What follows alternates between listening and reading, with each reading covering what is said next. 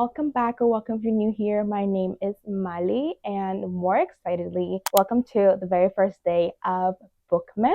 I am so stoked to be participating in Bookmas this year. I wanted to do this last year, but this year I will be doing 7 days of Bookmas. I want to do 12, but it's a little bit out of reach for me, so 7 is perfect. And I will be uploading it every other day up until Christmas Eve. I have tons of content planned that I'm super excited about, so I hope you're here for a while. So to get this video started, a couple of weeks ago, I asked you guys over on my Instagram to send me books that you think I will be rating 5 stars, and I got a few responses, surprisingly with no overlap, so this gave me a little bit of free reign to choose what I wanted to read. I could especially pick out books that I already had on my TBR. So the very first book that I'll be reading is Oranges Are Not the Only Fruit by Jeanette Winterson.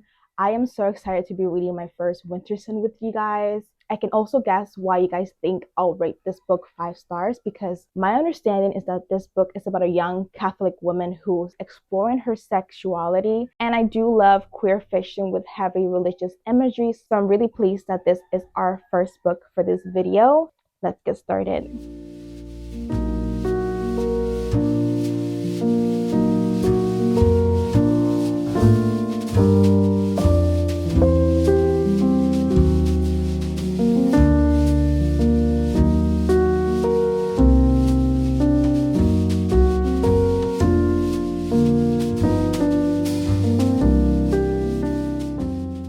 I will come in here and give you a brief update on Oranges Are Not the Only Fruit. I am nearly done with this, right? I am currently on page 134 out of 183, and I really want to finish it tonight. I can already tell you that this is not going to be a 5 star. I am so sad about the fact I thought it was going to be, honestly. Obviously, I wanted it to be because, yeah, it checked off all the boxes of this being like queer, coming of age with heavy religious themes, but unfortunately, the religion, it's too heavy. It's too much. I didn't grow up religious, so there are a lot of religious things that are just going over my head, unfortunately. Also, I thought this book was set in the American Southern. It's not. It's British. So there's also some cultural things that are going over my head a little bit because I'm not British and I know even less about the 1960s in Britain. The language is a little, not too much, not hard to read,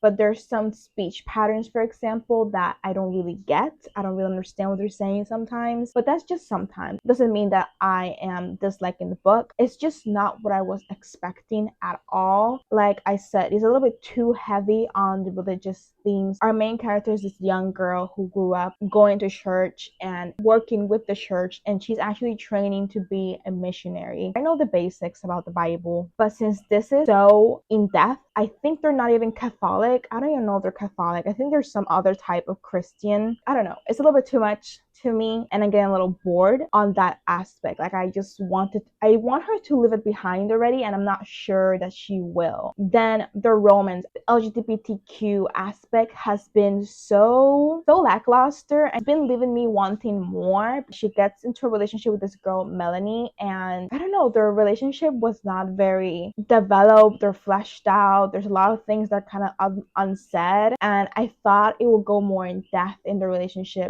I don't know, it just brushed over the relationship very, very quickly, and then what happened afterwards with the church finding out and whatever, I thought it would be more of an emotional impact. You know what's missing?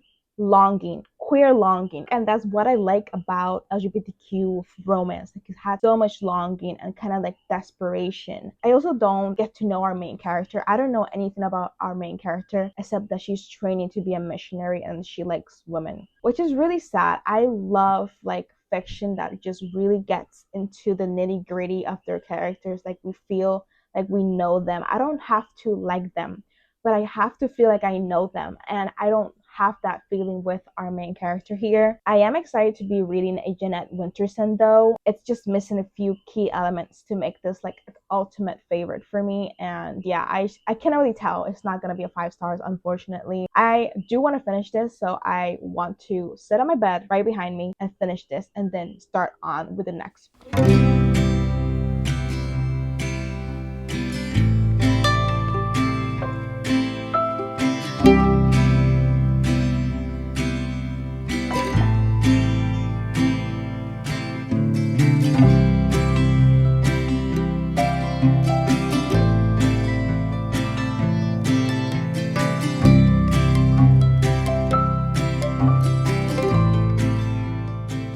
Last night I finished Oranges Are Not the Only Fruit, and for the purposes of this video, I'll be assigning star ratings to the books I read, which I don't usually do in my videos or in my wrap-ups at all. If you haven't noticed, I do it on Goodreads and on the Fable app because it is a feature on the app, but you should always take that with a grain of salt with me because there's just so many nuances about star ratings, so I usually refrain from giving star ratings on my videos. But since this is all about finding my next 5-star read, I will be sharing that, quite honestly, I gave this book a 2-star. It pains me to say that I genuinely thought that I was going to enjoy this one, but this was giving me nothing to work with. Like I said last night, I was just left wanting more. I wanted more of the narrator's relationship with the women around her. I wanted more queer longing and more character development. I felt like I didn't know our main character at all. The queer coming of age with a heavy religious aspect is actually the thing that made me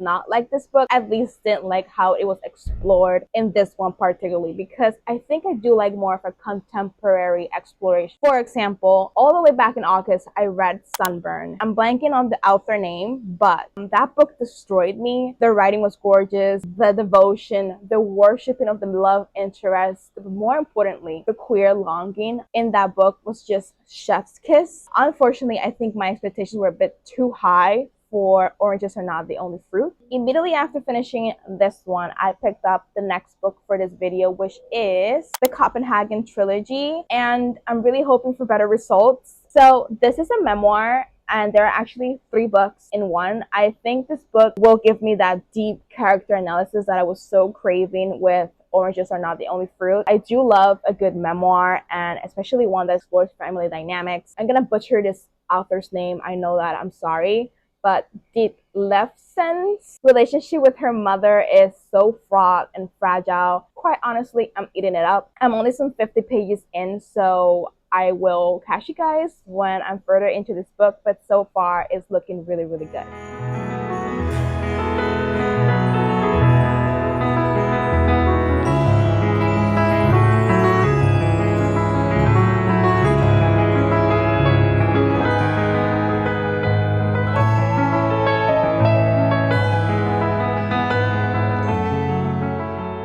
Hi friends, so I thought I would come on and talk updates about the Copenhagen trilogy. I started a couple days ago. I think it's my 5th day reading this book. It's such an immersive memoir about Ditlevsen's life, and it is a memoir that is told in 3 parts. So there's like 3 different books all merged into one, and it follows Ditlevsen's life through her early childhood years all the way up to adulthood and her various marriages. And I'm currently on the 3rd part, which is her being an adult. We do follow her very intensely. We do get to know her as a person, as a character. She's very, very honest with her feelings, and she's not really afraid of like painting herself in a bad light. She's just telling you what happened, straight to the facts, even though she's kind of wrong. While I am enjoying the book, right, I'm enjoying the memoir, don't think this is a 5-star read for me, sadly. 5 stars is a feel, right? You just feel it. And I'm 200, hold on, how many pages I am?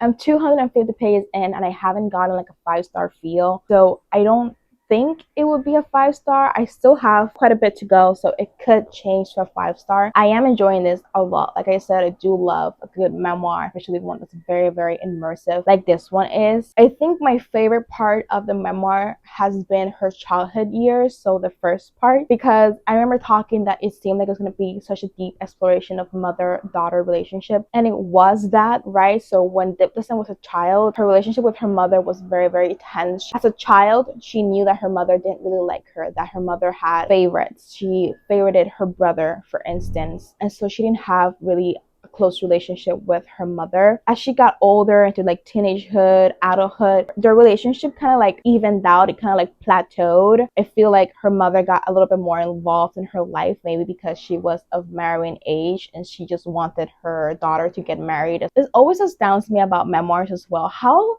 can a person remember that much about their life, especially when they were so young? She starts talking about her life when she was like 4, 5, 6 years old. Me personally, I don't remember anything from when I was that age. Ever since she was a very young child, Ditlevsen knew that she wanted to be a writer. She was very enamored with literature and books. Her father used to read a lot, and she was very interested in what he was reading, even if she didn't really understand it. And since she was a child, she wanted to be a poet, and writing is such a happy thing for her. It's a place where she can feel safe, she can forget the world, and she does it in secret because when she was growing up, her parents didn't really approve of her being a writer. Her father threw an offhanded comment saying, "Oh, women can't be poets, blah blah blah." And she internalized it, and so she made writing such a secret thing for her, and she didn't really show her poems to her family until she got published some couple years later. So I like that adversary of seeing her becoming a writer and being successful. But apart from that, I'm not really feeling much else. I'm sadly not feeling like it's a 5-star read. It is a gorgeous memoir though. It is. It's so hard to rate memoirs as well. I feel like I'm rating someone's life, like how entertaining is your life, you know? But I'm also liking the time period. It's pre-World War II, and there is scenes where Hitler comes into power and how much that scares Dibdovson. The world is preparing for war at the time that she's an adult. I don't know if the world war will affect her further on. This is kind of a guilty pleasure for me, but I kind of like World War II novels. I used to like them a lot more when I was younger. That was like my thing when I was younger. Now, not so much. That is the Copenhagen trilogy so far. I'm really hoping to finish this between today and tomorrow so that we can start our next book, which I'm so excited for, but I'm a little scared because it's even longer than this book. I'm thinking of going to a cafe. I'll catch you guys whenever I read next or whenever I have more updates.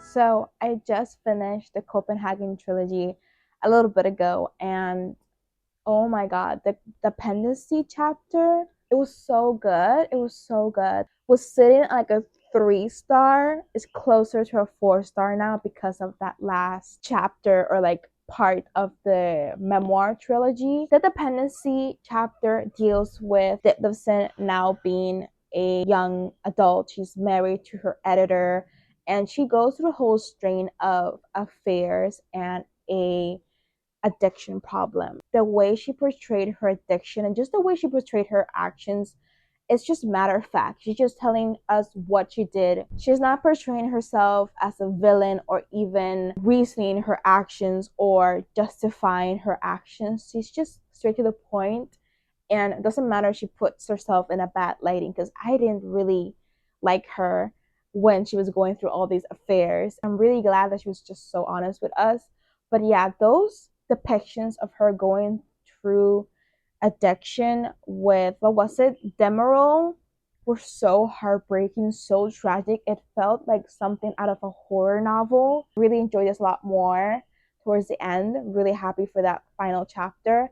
The middle chapter, Youth, kind of was stagnant for me in terms of like events that were happening in her life. I guess just Youth was her more going in and out of jobs, trying to get her things published, meeting this editor, going out with her girlfriend, and meeting guys. But that wasn't very exciting for me. My favorites were Childhood and Dependency. Those were so good to me. And like I said, Dependency brought this up to nearly a 4-star. It's not a 5-star read. I'm really, really sad about that. But that was a really good memoir. I'm really glad that I read it for this video. I obviously want to read it because I own it, but I just wasn't sure when that was. I'm really happy for this video to push me to pick it up sooner than I thought I would. So while it wasn't a 5-star read, I am really happy that I read this. I'm just about to start the very final book that we're going to be reading in this vlog, and that is Our Share of Night by Mariana Enriquez. I have an inkling why people think I'm going to like this. I recently really enjoyed Mariana Enriquez Things We Lost in the Fire, and I really enjoyed her horror elements, and I remember saying that I wanted this to be a Mariana Enriquez autumn. We're now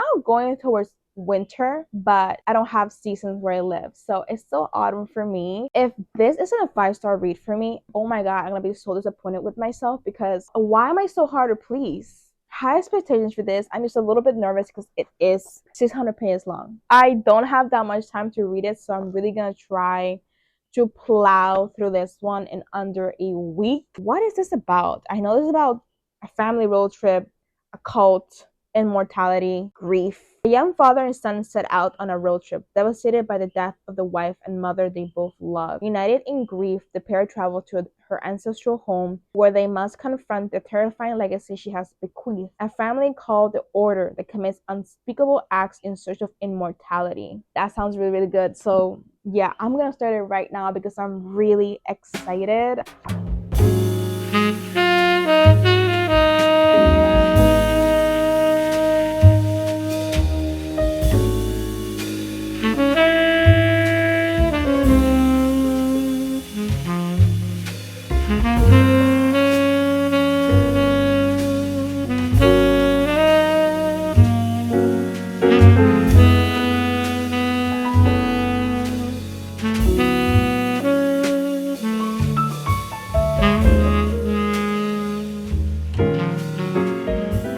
Exciting news. I am already obsessed and I'm loving Our Share of Night. I'm only 124 pages into this, but when I tell you that I haven't been able to read anything else, I haven't been able to think about any other book. When we started this on Wednesday night with the first 16 to 20 pages, I was already obsessed. I love how Mariana Enriquez set up the story from page 1.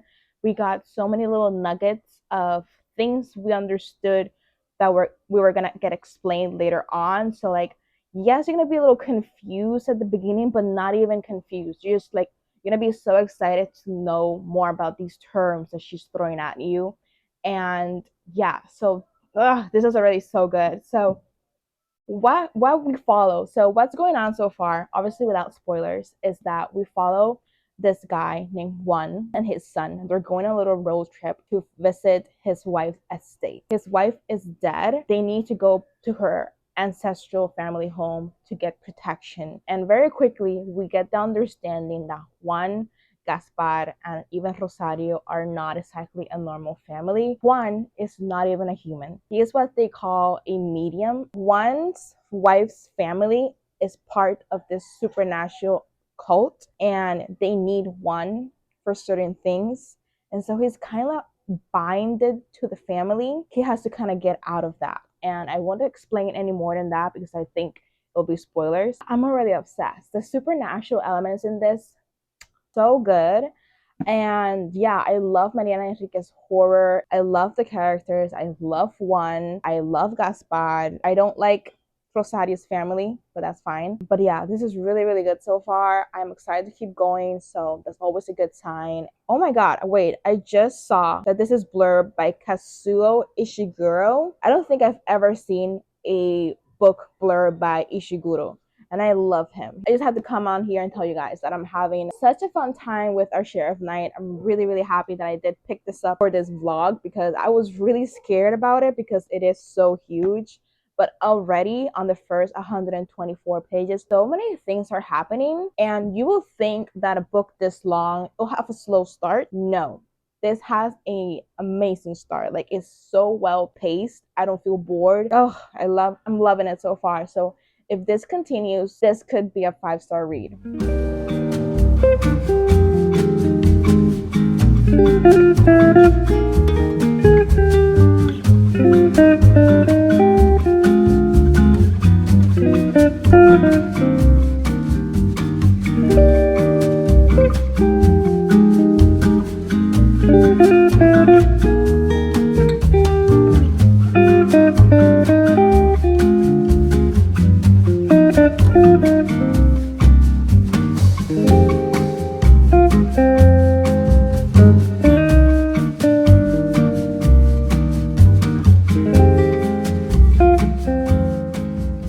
So I thought it was time for a midway check-in of Our Share of Night by Mariana Enriquez. I'm currently 355 pages in, which makes me 60% into the book, and so many things are happening, right? So I thought I will give you guys a little midway check-in because I don't think I'll do another check-in until after I'm done with the book, because I need to finish this book, and I feel like this vlog has gone on forever, which it has. I've accidentally like picked like some of the longest books for this vlog, but it's fine. We got to Gaspar's point of view, which is Juan's son. It was a couple years after the first part happened and Gaspar was a little older now. We got to see him acting more like a kid. We got to see him go to school, hang out with friends, do homework, that kind of stuff. Also deal with his father. So we got to see a little bit of that dynamic between father and son, which I initially thought it was gonna be like tender, but no, Juan is not human, and that makes him act very, very cruel sometimes, and he will downright abuse Gaspar. Yeah, so that was kind of hard to read. We didn't really have any more like inside knowledge of what Juan was doing, right? Because we're no longer in his head, we're in Gaspar's point of view. So Gaspar was very much in the dark, and so were we. You kind of get what's going on, kinda, but not a whole lot. You just know that Juan is trying to protect Gaspar from his family, from the cult that we learned about in the first chapter. But obviously Gaspar doesn't know why his father's kind of mean, why his father reads weird books, why his father disappears. Now, with Gaspar's point of view, I got a little bit frustrated because I just wanted to read more about the cult. A little bit boring, Gaspar's chapters, but it was fine. If you guys have read Things We Lost in the Fire, there's a short story that makes like an appearance in Gaspar's point of view. I'm not gonna say which one because then I think it'll ruin the book. After Gaspar's point of view, I'm currently on Rosario's point of view, which is a lot more interesting now because we're getting a lot about the cult. Rosario is Juan's dead wife, if you guys didn't remember. She's also the daughter of like the highest people in the order, which is the cult. So we're getting a lot of the cult, and it's so spooky, so creepy, kind of cruel as well. I think that the best word to describe this cult is just cruel and insane. We're getting to know Juan as well, how he started out to be, I can't say this, no, it will be a spoiler, but like Juan is, we know that Juan is not human. He has abilities that directly benefit the cult, and the family, Rosario's family, kind of like reaped those benefits for themselves and manipulated Juan in such a way that he will kind of work for them. And that's all I would say. Rosario is very different from her family. She cares a lot about Juan and kind of seeing their romance blossom. And yeah, I'm really liking Rosario's point of view, so that's where I'm at right now. I'm really, really excited to continue reading and seeing who else we get point of views from. I'm hoping we get Steven's point of view because that's like Juan's best friend and they have homoerotic tendencies. So I really want to finish this by Thursday. Today's Tuesday, so I have like 2 days to finish this. I'm not sure if it's a 5-star read, to be honest. Gaspar's point of view kind of frustrated me. Not that I hated Gaspar's point of view, but it was definitely boring. It was definitely not as, I guess, action-packed as the rest of these chapters are. So yeah, I struggled a little bit with Gaspar's point of view, but I'm hoping that with Rosario's point of view, it keeps getting more insane, because that's what I want. I want insanity. I want full cult vibes. It's just what I'm getting, so I'm really, really happy. So we're back on track with this being like a 4-star, 4.5-star feeling so far. It could be a 5-star later on, but yeah, it's really, really good. To be honest, I'm really happy that I'm getting into Mariana Enriquez. Like, she's so good. Like, I loved Things We Lost in the Fire. That was amazing. And then this is also amazing. And I want to read more of her works. I need to read everything she's ever written. I think she's so good in just supernatural horror, and yeah, really, really liking her. This is kind of not random, but I posted that I was reading Our Share of Night right on Instagram, and someone said like, girl, why aren't you reading this in Spanish? And I'm like, I knew someone's gonna say that.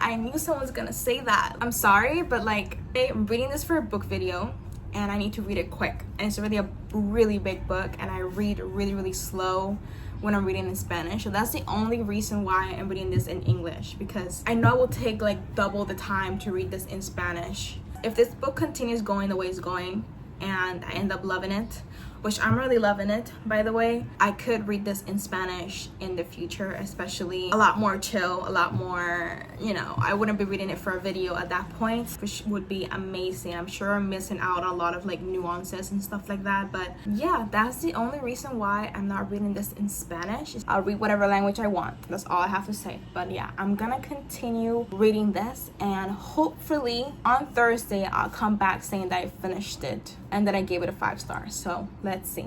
So I finally finished Our Share of Night. I finished it a couple days ago. I needed some time to kind of sit on my thoughts, if you will. And I think the question that I was going to be asking right now is, Mali, is this book a 5-star read for you? Did you find a 5-star read in this video? And my answer is no. This is not a 5-star read for me. Did I really enjoy this? Yes, I did. I really enjoyed this. I think reading this book just cemented the fact that I love Mariana Enriquez. I think her prose is beautiful, excellent, so well written that you just get engaged from the first page. I remember saying this on the first check-in that I was really very interested in the story.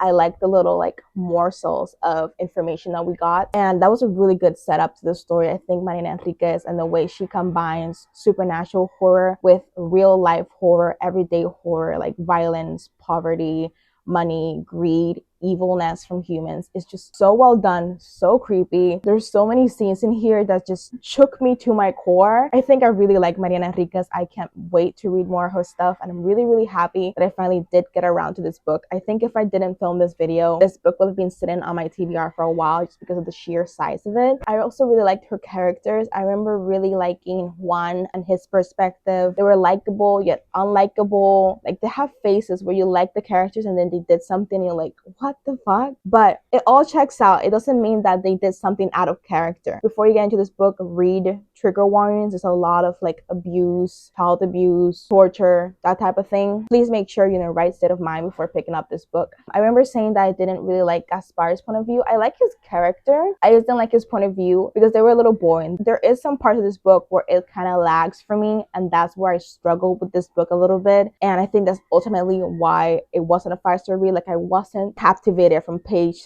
0 to the end. It does lag on a little bit. I mean, that's inevitable, right? This is like nearly a 600-page book, so it's inevitable that a book this long will lag just a little bit. I love the cult. I love the supernatural elements, like I keep saying. Like, there's not a lot of answers, a lot of elements of the cult that are not really explained, but I didn't find it an issue. I really like the mysteriousness of it, and you do understand a lot. That's not to say that you don't get anything, but there are some things that are not fully explained. I just kind of wish we got more of Juan. We got more of his perspective, because we get Juan's point of view, and then we get Gaspar, and then we get Rosario, and then we get Gaspar's point of view again. And when we get to the final chapter, things also got a little slow, and then it picked up again towards the end. And the ending made a lot of sense for this book. The ending was crazy, and good for him. That's all I'm gonna say. This book was a journey. I'm really glad that I did this journey with you guys and that you guys were here with me. So while this was not a 5-star read, I did rate this a 4-star. I don't remember if I said that at the beginning. This was a 4-star read for me. I think I will think about these characters for such a long time, especially Juan. If you guys couldn't tell, I fell in love with Juan. Anyways, I really did enjoy my time with this one. Again, I really love Mariana Enriquez's prose and her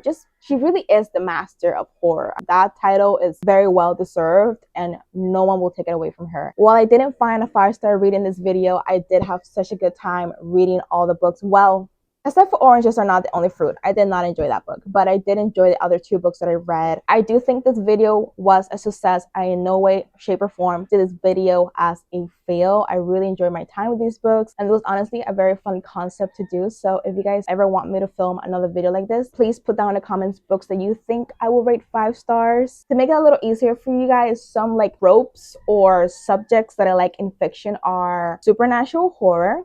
I like horror as an exploration of grief. I like family dynamics. I love mother-daughter relationships, queer fiction, literary fiction. You have a book like that and you think I'll rate 5 stars, leave it down in the comments. I'll probably do another video like this in the future. This was honestly very fun. Thank you guys so much for being here for my very first bookmas video. This was, again, so much fun to do. I keep saying that, but it was honestly very fun. So thank you guys so much for being here with me. I'll see you guys in the next video very soon. Bye!